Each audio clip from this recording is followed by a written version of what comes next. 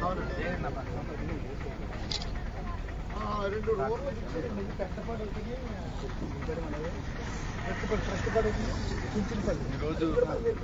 గౌరవ భారతదేశ ప్రధానమంత్రి నరేంద్ర మోడీ గారు అమరావతి శంకుస్థాపన సందర్భంగా ఆయనకి స్వాగతం పలకడానికి తాడేపల్లి కాన్ఫరెన్స్ నుంచి దాదాపుగా 3-4 వేల మంది జనంతో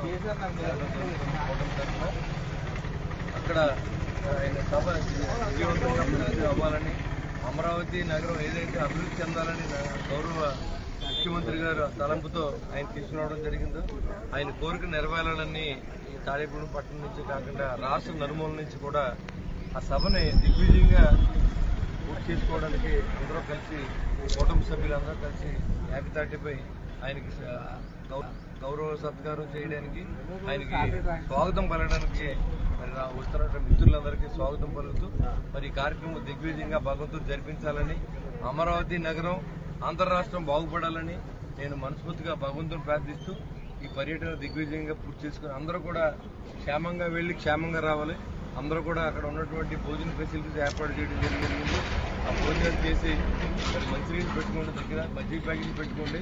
ఎవరు ఎండ చాలా ఎక్కువ ఉంటుంది, ఎవరైనా ఉంటే కొంచెం నీడలో ఉన్న చోట 3:30 దాకా ఉండాలి. కాబట్టి ఎక్కడైనా దగ్గరలో ఉన్న నీడలో సేద తీర్చుకుని మరి సభకి ముందు వచ్చేసి సీట్లు అయినా ఉంటాయి కాబట్టి కూర్చోవలసిందిగా కోరుకుంటూ మరి ఈరోజు ఈ కార్యక్రమాన్ని దిగ్విజయం చేయడానికి మరి కాశీ గారు, అదేవిధంగా దువ్వాసీను గారు, మన రాంపండు గారు, పట్టణాధ్యక్షులు, ఇంకా 3 కమిటీలు అందరూ కలిసి ఈ చేసే ప్రయత్నం, అదేవిధంగా గుంటూరు పత్రిక గారు, మరి మున్సిపల్ కమిషనర్, ఎంఆర్ఓ అందరూ కూడా సహకరించారు. ఈ కార్యక్రమాన్ని కూడా మరి దీన్ని సద్వినియోగం చేసుకుని కోరుకుంటూ సెలవు తీసుకున్నాం.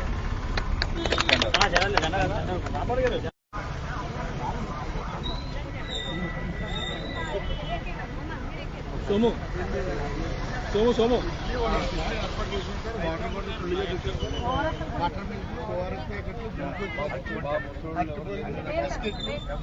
ఎవరిని ఎక్కించు మన స్టాఫ్ ఏ నెంబర్ ఉంది, ఎలా మెడిసిన్తో సహా బస్సులు పెట్టారు.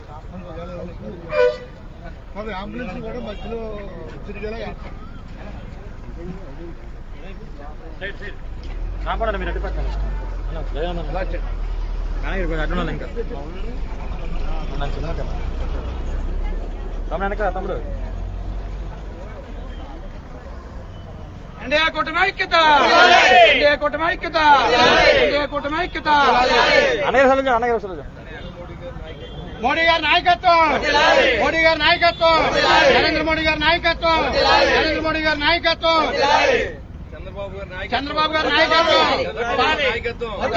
పవన్ కళ్యాణ్ గారి నాయకత్వం, పవన్ కళ్యాణ్ గారి నాయకత్వం, చంద్రబాబు గారి నాయకత్వం.